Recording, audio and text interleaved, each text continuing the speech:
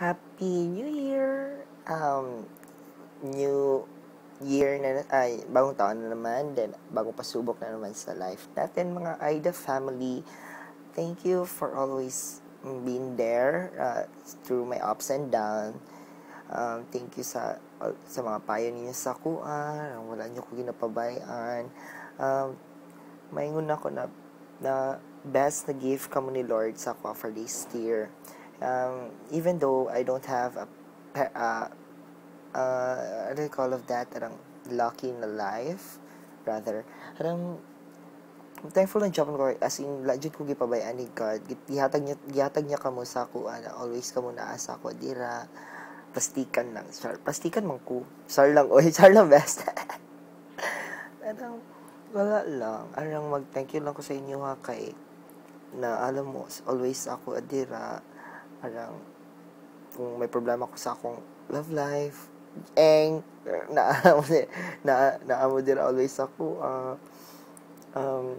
and then, of course, sa parents ko, thank you pa rin ako, even though na ganun sila, I'm still blessed to have them, wala dyan ako pabayaan.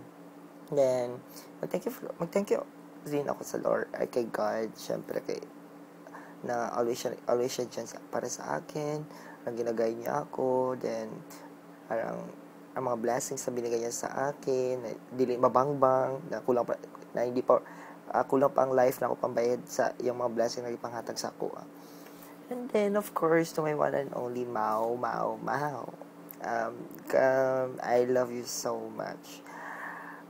Even though na bago pa lang ta, kabalo naman ka, di ba, siguro sa feelings na ako, dili naman ko mo deny. Wala naman ko dapat i-deny. Kay, wala lang, basta mo na to siya. Parang, basta love na love ta ka. Naana na sa imo ha, kung seryoso ka or dili. Kay, para sa ako, seryoso man ko. Pero tell me lang, tell me lang, pero ayaw po mapabisaw kung magbinuang ka ha, kay manda. Basta, Happy New Year sa tanan-tanan.